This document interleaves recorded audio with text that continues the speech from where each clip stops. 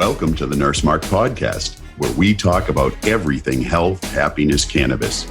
We'll delve into all aspects of what it means to live a powerful, healthy life.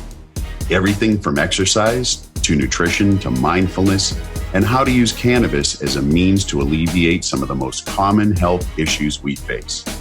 My motivation and passion come from the fact that I personally had to explore all these areas to deal with lifelong depression and mood disorder. For me, it's personal. So sit back, relax, and enjoy. Welcome, everybody, to the Nurse Mark Podcast. This is your host, Nurse Mark. This week's guest is Megan McDonough from Kripalu. If you haven't heard of Kripalu, oh my gosh, you're in for a treat. It's the largest yoga and meditation retreat center in North America. And it's right here in the Berkshires of Massachusetts. It's an amazing place. Transformation happens at this location. Megan's the general manager of RISE at Kripalu. It's a program that teaches stress resilience in individuals for organizational impact. With a degree in nuclear medicine, senior leadership experience in healthcare, 2 decades as a yoga practitioner and teacher, and director of numerous online learning startups, she's also an award-winning author of 4 books on mindfulness. Megan's a collaborative explorer at heart, working with others to shepherd ideas into implementation for positive change. This is an amazing place, an amazing program, and Megan is an amazing person. This is a great, great episode. So sit back, relax, and enjoy. All right, folks, welcome to the Nurse Mark Podcast, and we're live. Welcome today, Megan McDonough from Kripalu. Thank you so much for being here today, Megan. Appreciate your time and looking so forward to learning more about you and Kripalu and the RISE program, which you're the general manager of. And it's exciting. I have, disclaimer, I have some knowledge of this program and of Kripalu. I've had life-changing transformations at your facility and your programming. So for me, this is just an honor and a pleasure to have you on the show today. So, Megan, tell us about yourself, your background. I saw that in your bio, we haven't met before, which is, a shame. And I'm glad that we are meeting. Now is the time, Mark. Now is exactly the right time for us to meet. So you have a degree in nuclear medicine, and now you're running the RISE programs. Tell us, how did this happen? Where'd you come from? Well, what's up with that, right? Yeah. That is an odd transition. Well, first of all, thank you for having me on your show. It's a pleasure to be here with you. I look forward to getting to know you and your viewers a little bit better over the course of our time together today. Great. And I'm equally glad to hear that you had a transformative experience at Kripalu. I'm glad when people tell me it changes their lives for the better. We hear that a lot. Yes. Come up to Kripalu and experience it. It is a lovely place to be and to work. I'm very fortunate to be here and eat this good food every day. Oh. So, sometimes when you look back at your life and you say, how did I get here? There's a lot of twists and turns. So your simple question, how do you go from nuclear medicine to RISE, is kind of a bigger question. Rather than bore you or all of your listeners with the twists and turns, I guess I'll give you the big picture high level, which is to say my entire professional experience has always been in the health and wellness field. Mm-hmm. I did start out, in nuclear medicine, which is a type of diagnostic imaging. So I did start out in what you would call traditional healthcare, those hospitals and locations where when they're sick, tend to go. But I did get fascinated with how is it that we actually garner our own inner resources for health and well-being. When I got into yoga over 25 years ago, my first yoga teacher was a Kripalu trained yoga teacher. Oh, there's the tie. There is the tie. So I have been a part of the Kripalu community for over 2 decades. So healthcare to me is broader than just a hospital or a outpatient facility. It really is, how do we look at our life in a whole person fashion?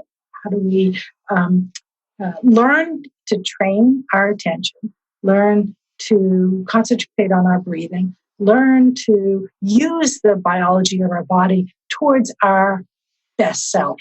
And that's really what RISE does. RISE is an evidence-based program, which I oversee here down at Kripalu, on stress resiliency. How do we build a capacity to actually jump forward in our lives and jump up, even when we have those very big challenges or times are tough, or even the challenge of when too much good happens and you're trying to juggle it all. All of this, if we're alive, we need to build resilience. And that's kind of the bigger picture of what brought me here from nuclear medicine to Kripalu RISE. Sounds like a natural transition. I don't know why anyone wouldn't do that. You know, in my personal experience, I came to Kripalu in 1998. I was running a business and it seemed to be very, very successful. And I had the bank come in and call a note due of about $350,000. And I had no way to pay it. And I was so stressed and I was just crazy. And I'd never done yoga, never known anything about meditation. And someone suggested, hey, you should go to this place, which I had never heard of, out in the Berkshires. I'm like, at this point, I'm willing to do anything. And I went, I think it was August, July or August, and I went for a week, and it literally changed everything. I came back, I dealt with the bank, I was calm, and I knew what I needed to do. And I don't do anything half-baked, right? So I immediately enrolled in a yoga certification training program, which they were just starting out, right? So I became a yoga teacher I probably did it like 2 or 3 years. Wow, good for you. Loved it. So I absolutely know firsthand how powerful yoga and meditation and mindfulness are, as you say, in creating health. And so what you just spelled out is exactly the trajectory of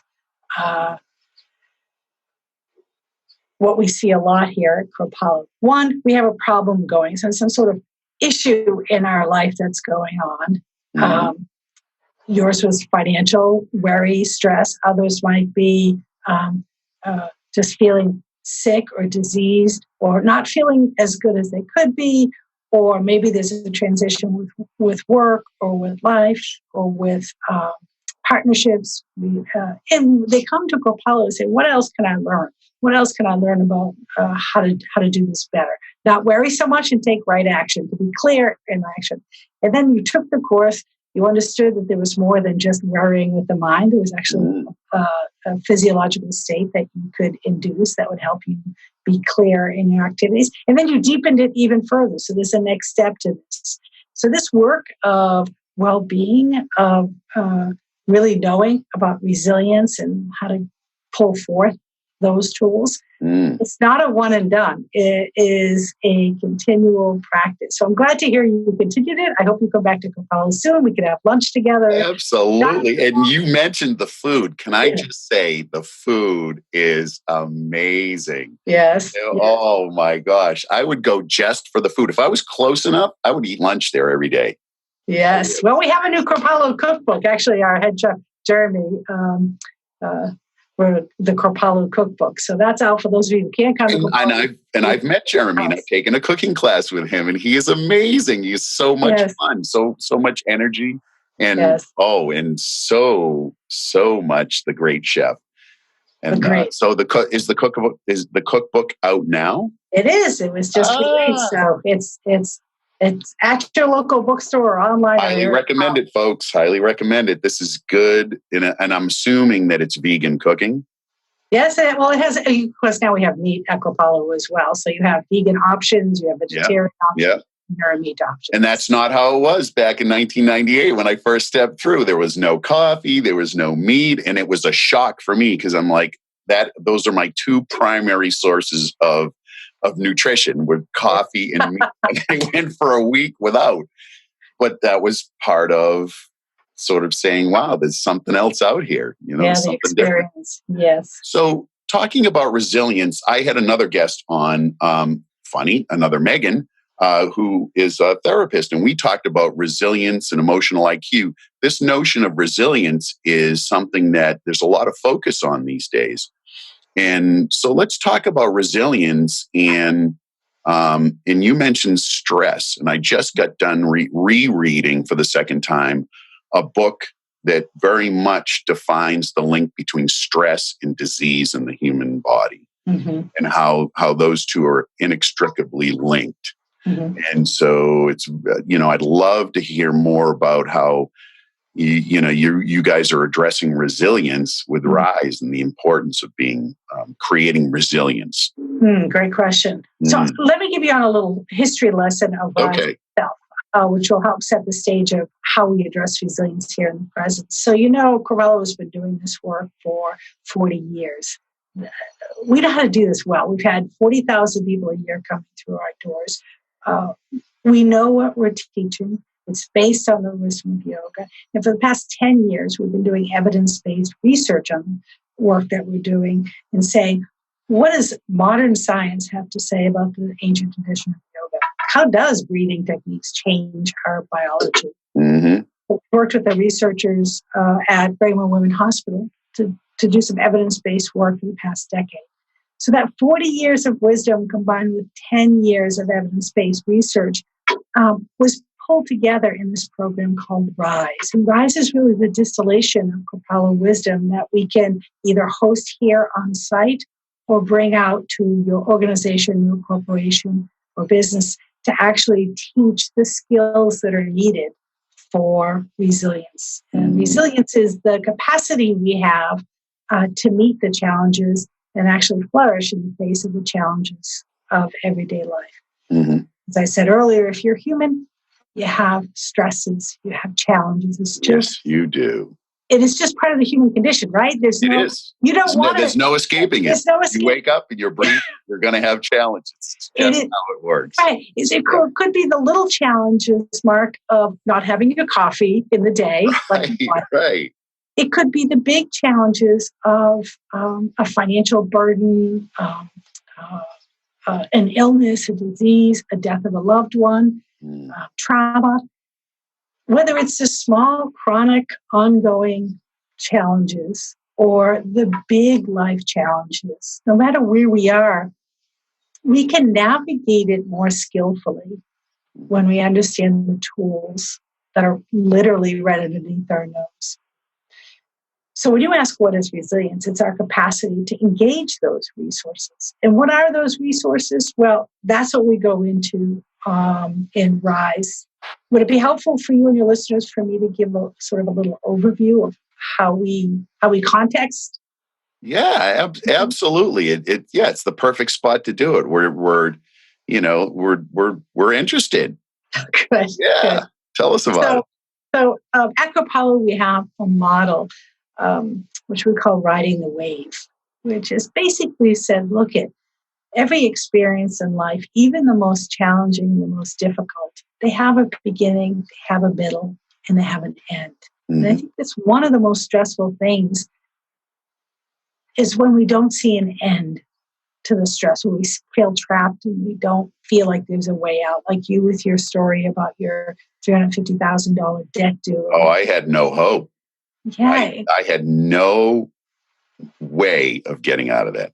And so we feel trapped. We go around in circular thoughts. We don't sleep well, so we don't eat well. We get sad and we get depressed. And riding the wave model is a way of looking at your experiences as an embodied moment by moment experience. So when we have a stress, like finance, we might notice our anxiety lifting, we might notice our worrying lifting, and we might try and get off that wave by doing unhealthy things like drinking or smoking or sleeping all day or retreating from the world. So there's a whole host of behaviors that we may have acclimated ourselves to do to try and self-soothe those experiences that are painful. And what RISE teaches in the model is how to stay with that wave so that you can manage the challenges of life more gracefully by staying with your life as it unfolds. Rather than escaping.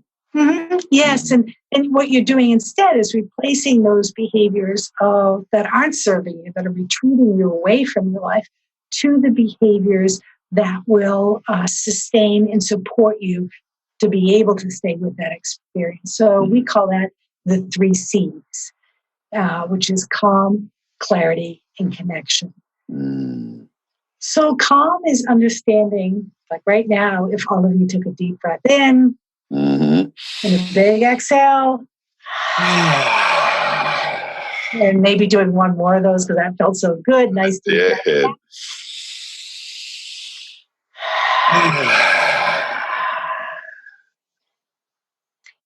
So in RISE, we learn about the nervous system and how simple things like the slow exhale affects the nervous system so that you move from a stress response into a relaxed response. It's a very important skill that I think we should all learn since the day we're born, basically, because babies know how to do it, but we lose. They know it intimately. Just know it. It's part of who they are at that point. So how do we unlearn it? Because we do.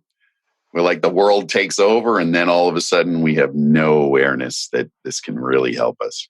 Yes. So that calmness does come with an awareness of how am I breathing? How am I using my nervous system? How am I engaging it positively? And that's what we teach in RISE, in either a 3 or 5 day program, or even a 1 day. In organizations, we teach that to high stress professionals. Mm-hmm. The second piece is clarity, which is how are you using your attention? Like right now, are you listening, or is your mind off, doing a list of things to do, or thinking about the chores that you have to do after this, or the report that you have to get completed? And it's understanding that we do have volition on where we choose to place our attention. And in the RISE program, we teach the tools of sharpening your attention, of being mindful, of using your neurobiology in a way that strengthens neural connections for positive support instead of hindering your bad behaviors. Because everybody has bad behaviors, just like everybody has stress. We all have unhealthy. Good, bad, who knows? It's behavior, right? It is the You human mentioned it earlier. Does it serve you? Does it not serve you? That's right. Yeah. So we talked about calm, we talked about clarity, and the last one is connection. The greatest predictor of well-being is caring for others and having them care for us, being in positive relationships. We're social animals. We're social animals. Yeah. And we also, in connection, don't connect many times to our greatest strengths. We tend to see our failures and what's wrong with us and what we need to fix versus what is right, what is good, what character strengths do we bring to the table. So we teach about individual connection to others in the RISE program. So we take the riding the wave model, staying with your life as it is, the 3 C's of calm, clarity, and connection, so that when people leave the program, they have built some capacity to practice these skills over time. And it's practice. I attended, I was lucky enough to, or wise enough, I hope to say, to attend a meditation class last January, which was just amazing. And it took months for me to establish a daily meditative practice. Now, I've been working on this for 20 years, and I go from doing it on a daily basis to not. And now it's back to every day. I take that moment and I realize this is my time. Like the world doesn't get this. This is me helping me. And as you mentioned, it's the neurobiology, right? It's the neural connections. It's the evidence-based science behind this moment that I'm taking for myself every morning is I feel the most important moment of the day, because it's setting me up for being a more healthy human being. And that helps me in every interaction that I have with everybody else. And it gets to the connection. Yeah, it's amazing. And the whole rest of the world doesn't need to actually give you permission to do that, right? I think some of the hardest to do is to actually say for ourselves, this is a top priority, and this is something I'm going to work. Choice. And choice. and what we found, because we've done evidence-based work on this, is that these skills that we learn as we practice them, they just stick with us. And we've done the work on right after a program. We've seen increases in resilience. We've seen a decrease in perception of stress. We've seen an increase in mindfulness. And because, as you said, it's a practice, we've tested people 2 months and now even 4 months out to say what's stuck. And we find mindfulness not only stays with people, it continues to grow. So there's something about using our attention to look at our life, that as we use that muscle of paying attention, it's sort of like this grand way of thinking, of being with holistically our life in a way that we can stay present and mindful of whatever this day holds for us, whether it's a really joyful day or a really grief-filled day. And so I see mindfulness is the key. And one of the really unique positioners, I think, of Kripalu, as you know from coming through our programs, is it's body-based. It's an embodied sense of mindfulness. So we're not just sitting in a meditation. We might be moving with the people that go through RISE. So they become aware of what are the sensory cues in your body of stress as it's arising, right? Because you can feel it. I'm aware of it now. I'm like aware of it like that because I've been. What are some of your cues that you see when you see stress? I immediately have that feeling in the pit of my stomach. I can feel my heart start to beat a little faster. I just feel like there's an energy there that gets kicked in when I get into this stressful situation, and I know it right away.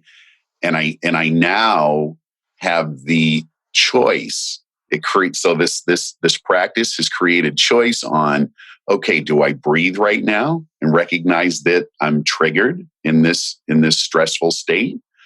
Or do I just let it run and suffer the consequences? Because there will be consequences. And so, Mark, I really love what you just said about that word choice. This is a critical thinking because if we aren't aware of what's happening, we actually don't have a choice. We can't see. We can't see. Just like when you had that $350,000 debt, you're worrying. You can't figure out a way to get into it or to get out of it. Right. There's no choice point there. You're part of the problem is you don't see a choice, so you keep ramping up the stress response. Where what we teach in RISE is you can only see a choice if you're aware of what's happening. So the cues that you just pointed out physiologically, the pit in the stomach, the increased heart rate, the faster breathing, the worry in the mind, these can be counteracted or at least addressed or stayed with through your breathing and attention practice. And then you might see some other choice points, like when you get back from what was the ending part of your story, by the way, when you were back? And hope it ended on a good note. It did. We paid the bank off in a year. And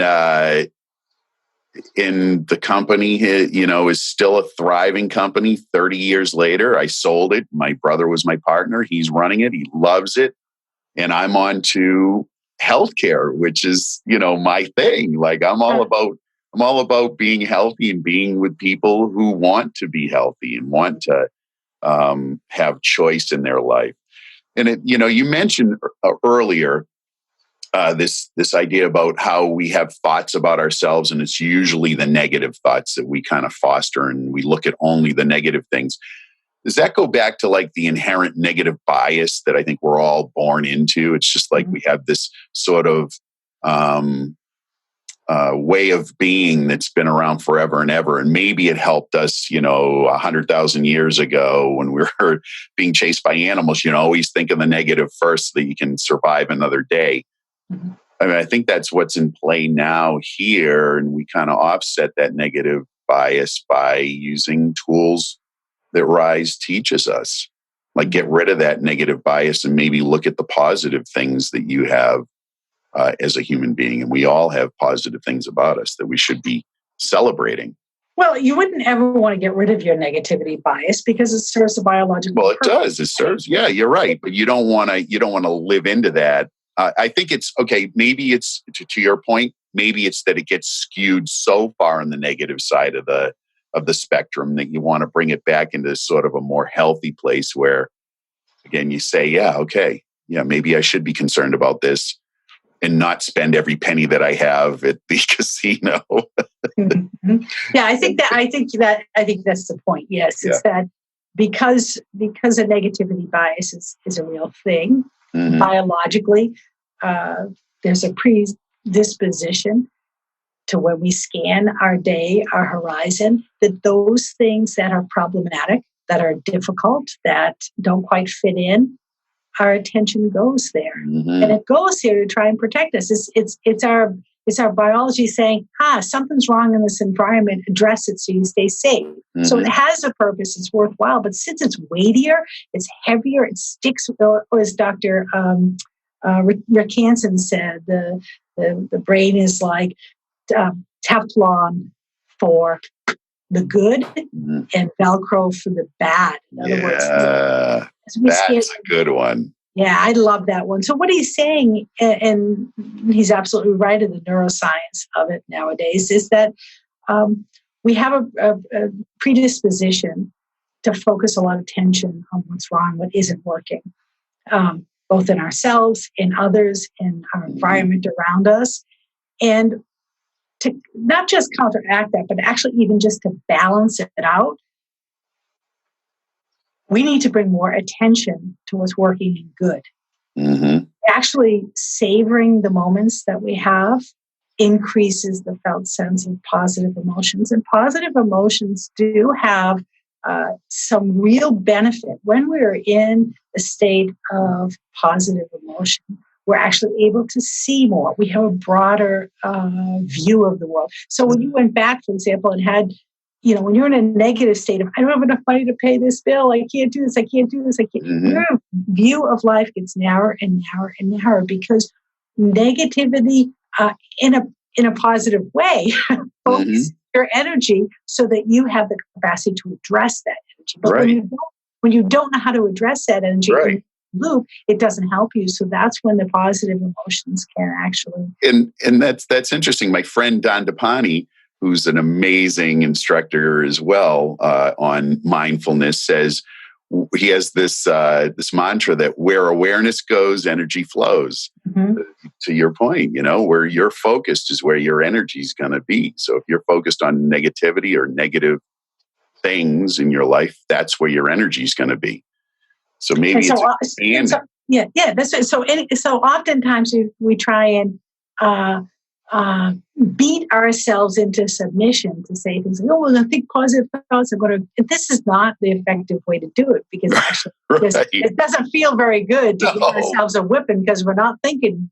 Right. You're so bad for not thinking good thoughts. Right. So exactly. I mean, we do this all the time. All the time. So in RISE, what we look at is really to be able to understand, as you so rightly pointed out, what are the bodily cues, paying attention to them, using our attention to actually scan the environment and say, wait a minute, I know there's a problem here. That's a given. What else is there? What else can I appreciate? What other strengths can I bring to the table? Who else can support me? So that we're actually practicing, cultivating this connection. And those are the other parts of what we teach. So that we teach not only what's happening in the neurobiology of the negativity bias, what's happening in the nervous system, but how do we address it? How do we actually say, okay, we have a negativity bias. It serves us in this event, but now I'm looking to be more creative. How do I build on those positive emotions? Yes. Love it. You keep talking about evidence-based. And every time you say that, the nurse in me says, this is a great thing. And I attended, as we were talking earlier before we got on the show, that I attended a training at Kripalu a few years ago called Yoga and Meditation for Healthcare Providers. And that was all about evidence-based. And there were a lot of studies, as you said, you guys have been working with Brigham and Women's, and there were a lot of studies that were done using functional MRI to really look at what's going on in the brain before, during, and after meditation, and the data behind that was just amazing. Amazing. Using that tool that wasn't available to us, until I'd say not that long ago, I guess. Well, we're living in a very exciting time where the questions that we're asking are really about pointing to human thriving and well-being versus just what's wrong in the pathology. So that's what's exciting to me about a lot of the research we've been doing on mindfulness, in positive psychology, something talking about that these are giving us a really big view from an evidence-based perspective on how to live in this body well. And so we actually just got an article published a couple of weeks ago in the Journal of Alternative and Complementary Care Journal. I'm happy to send you over the link. I think the next couple of weeks your listeners can get that for free. So I will that's great. Yes, send that over. We'll put that on the show notes for sure. And what we looked at was what we have a cross-section of health and human service folks, educators, and law enforcement folks who went through the RISE program. And we had a control. So we had people going through the program and the people that did not go through the program. And then we measured things like the perception of stress, resilience before and after the program, empowerment, and some of the occupational health measures of that employers would be interested in. And so the program of RISE did show in those, as I said, decreases in perceived stress, increases in resilience. And we know that there's a good, healthy amount of research that's been done on when a person is resilient, how do they show up at work? Do they have less absenteeism, more present? So these are important metrics for employers and people at work, because that you lose so much individually and organizationally when you have people showing up for work who really aren't showing up for work. Right. who aren't really present. Yeah. So productivity. I think there's more of, or at least I'm seeing more in the entrepreneurial community, which I've been a part of for many years.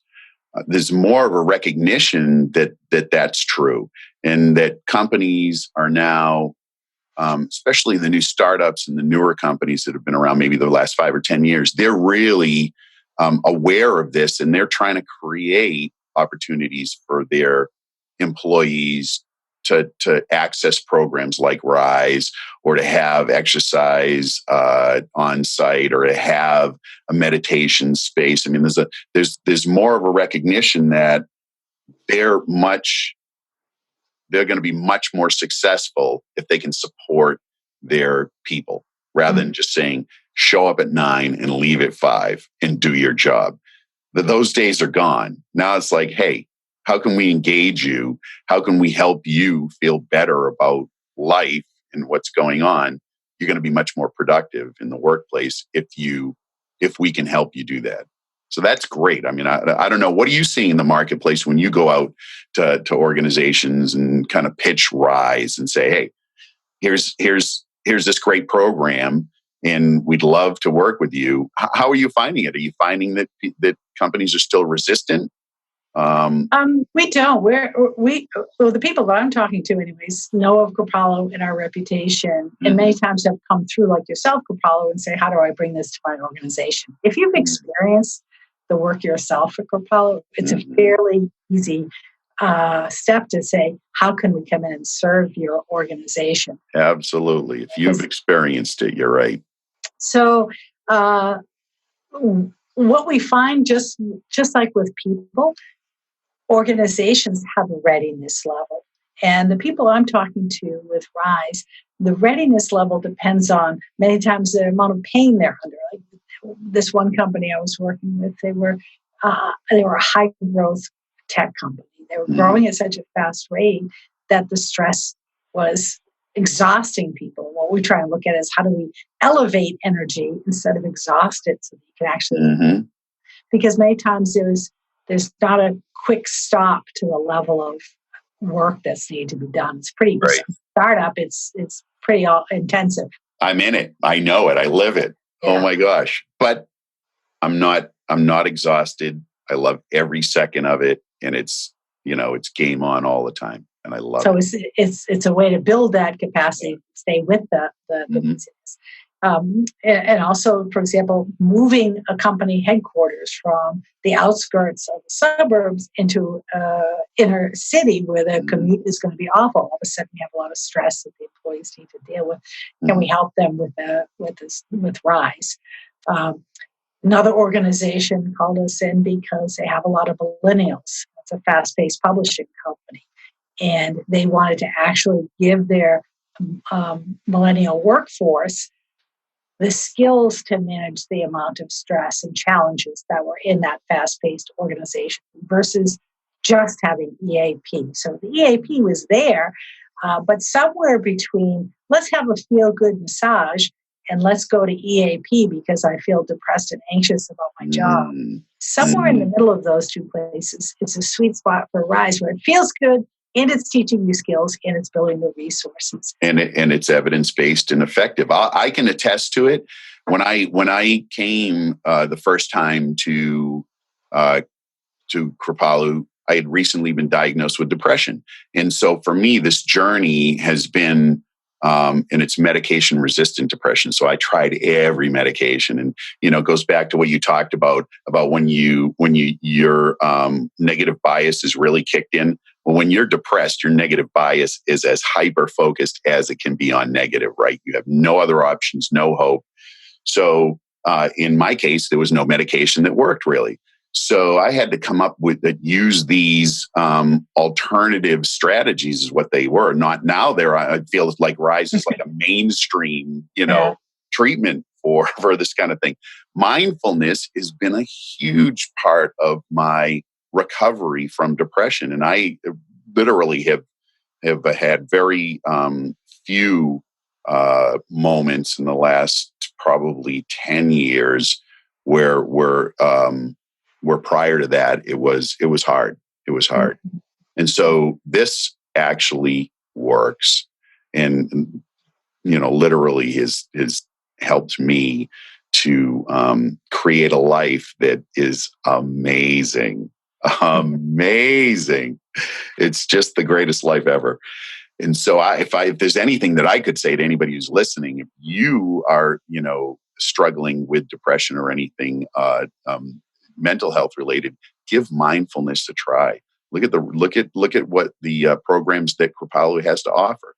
It literally does change the way that you think and the way that you address your life and the world in general. That's my testimonial anyway. Thank you. And I do think that when it comes to mental health, you know, all options to serve you in a way that best supports you. Mental health Yes. is not I'm not saying the medication isn't the right right. path for folks. I'm not saying that at all. In my case, it didn't work. Yeah. So I had to address it by doing something else, which is why I think I gravitated to this so deeply, and really have just this like I have spent a lot of time chasing this. Like I need to know more about it. I need to learn as much as I can. And the more I learned, the more I was amazed at just how effective it can be in creating just a life like none other. Mm. Mm. I'm glad it's working for you. Yeah. So yeah, working just fine, just fine. But for me, I have to keep doing it. Like this is not an option not to, because I got out of practice last year, and by the end of the year, depression had returned Mm. because I didn't have that practice in place. And so it's not as if it's not a destination, it's a journey. You're not ever going to get to a point where you say, I don't need to do this anymore. I am just so transformed and perfect, and my life is so positive. I can just let go of all of this. Now, Check, I'm done. yeah, check. I'm done. Thank you. Check, please. No, no, it doesn't work like that. You Yeah. have to. It's a lifestyle. It's a practice. It's a daily it's a daily awareness, right? And it keeps you in the day, which I think is just the key to the whole thing. Worrying about the past or worrying about the future, you're living there when you're worrying about it, and you're losing this whole moment that you have now. And this is really the only one that matters. Yeah. Yeah. It's the truth. So what do you see for RISE in the future? Where are you bringing this thing? By the way, what's the annual revenue, just for the entrepreneurs out there? Because I have a lot of entrepreneurs that listen to the podcast. What's the annual revenue of Kripalu? We're about a $30 million organization. So entrepreneurs out there, this is a location in the Berkshires of Massachusetts, beautiful mountain area, beautiful lake, old Jesuit monastery. I mean, it's this wonderful place. 30 million in what I like to say is peace, love, and hope. So imagine that. That's a pretty darn good company that is changing lives. And I'm about to go down to New York City and attend an entrepreneurs event at the UN in support of the Sustainable Development Goals that the UN has put out to be achieved by 2030. And so in the community that I'm living in the entrepreneurs community, there's a real focus on how do you create a company that has social responsibility as a firm charter of the organization. So I'm hopeful that the world is changing for the better, Megan, and what you're doing at RISE helps to support that and create that. And those millennials that get exposed to RISE are going to start companies, and it's going to be socially conscious choices that those companies make. It's just amazing. Yeah. So a little bit more about Kripalu. We are a nonprofit. So we look at the corporate work that we do in businesses, supporting our philanthropic deliveries of RISE and our scholarship work to underserved populations or those who have financial need. So we've taught, over 300 folks from the New York City DOE, because the New York City school system is one of the most stressful places to be. Yes, it is. To serve a really difficult population who have many needs. So we have philanthropically donated those trainings.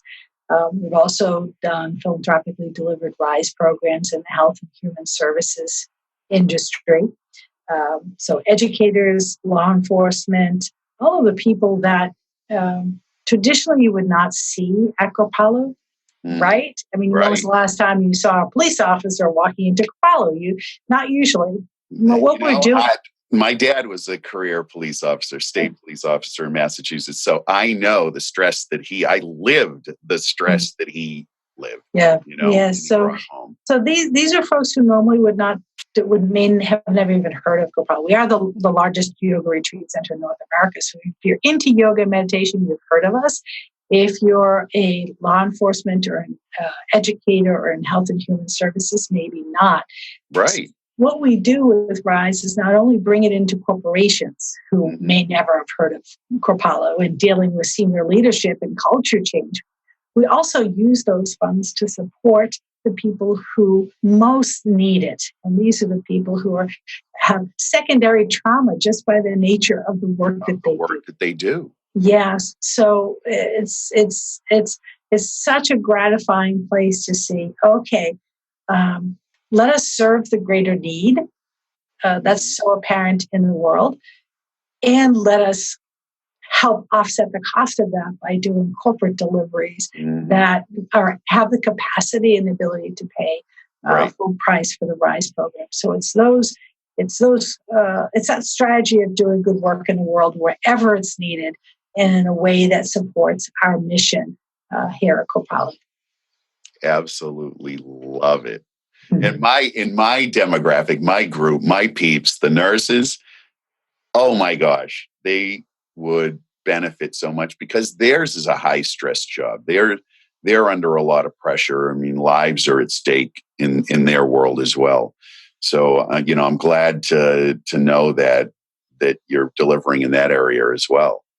Yes, and we just completed the RISE for Healthcare Professionals, which have nurses and physicians look at the healthcare system. The people who work in it are very not very healthy. Well, it's a very stressful environment to work in. So the more that we can self-regulate ourselves, hopefully the saner workplaces that we can create, whether it's in healthcare, whether it's a startup or an entrepreneurial company. At the end of the day, we're all human. We all have the same human qualities, from the most exalted to the most deplorable. So how do we actually cultivate within ourselves a better way of being? Right. How do we do that? RISE. That's right. That's right. That's right. How we do it. Period. Yeah. That is exactly how we do it. Any last thoughts? Anything you'd like to add? No, just what I would like to just say is we're here to serve. So if you or your organization are in need of this work, email us, find us on the web. It's rise@kripalu.org, or find us on the web itself. And I'm sure Mark will put that. Yeah, I'm going to post all of the contact info up on the show notes. Yes. And you know, I can't say enough about Kripalu and the opportunity for transformation that you have by just going there. I've brought so many people there and introduced so many people that have not ever heard of it. It's like the best kept secret ever, right? You're helping us with that, Mark. Thank you. I am. I'm dedicated to your success. I love that. Lives transformed. And and it's people, I love to bring people who have never done yoga or meditation and bring them into like the dance class at noontime. It's like you said, it's like you move, it's the body, it's incorporating this dance. They used to call it dance kinetics. I don't know what they call it now, but it's this amazing,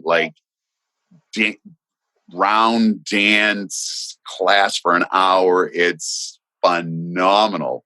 And people who have never done anything like that, I love watching them. It's a setup. It's all about me being entertained. Yeah, there you go. But at the end, they're so energized, and just I'm a huge believer in our being energetic beings, right? So when you go to Kripalu, you are in an envelope of the most positive energy that you will ever feel anywhere in the world. That in and of itself is healing. So I encourage everybody to go and visit Kripalu. Absolutely, without a doubt. So we will have all of the information up on the show notes on the website. So it's time for deep questions with me. Right. We like to get to know you as a person and have an opportunity to just kind of talk about some fun stuff. So the first question I have, and I got this from my friend Cal Fussman, who is considered one of the greatest interviewers of all time, and he's interviewed literally everybody. And he shared this at an event that I was at a few weeks ago. And he said he likes to start off by asking this question because it kind of opens up the person to feel comfortable, right? So I could have started off with this question in the beginning, but I knew we'd be comfortable anyway because, you're here at Kripalu. I've been there. I know who you are. Oh, so my question is, what's the greatest lesson that your mom or dad taught you? Oh, wow.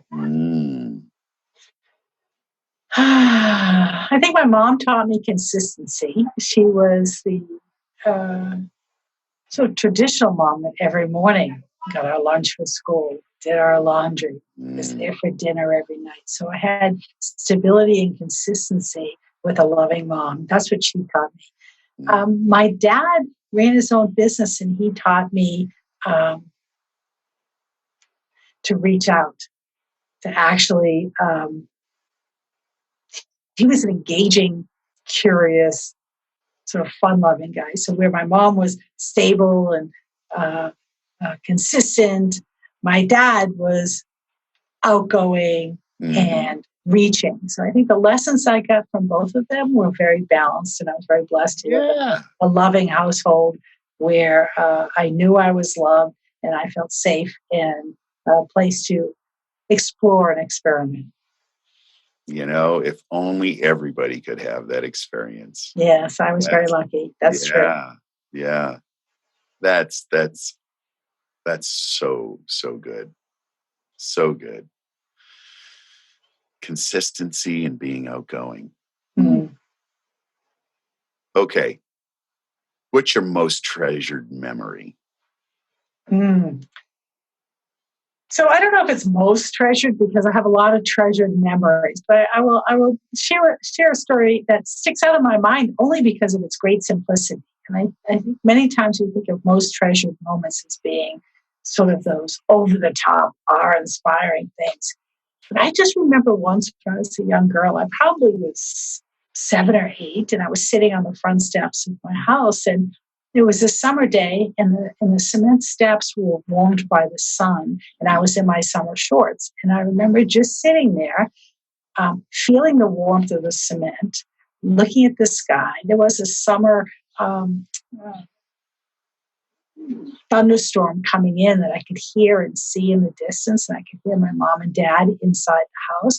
And I just had this profound sense of all is well, and there might be a thunderstorm coming, there might be things happening in the house, but there's a profound sense of this warmth of this cement. And I didn't put this into words at this age. I just remember the felt sense that all is well.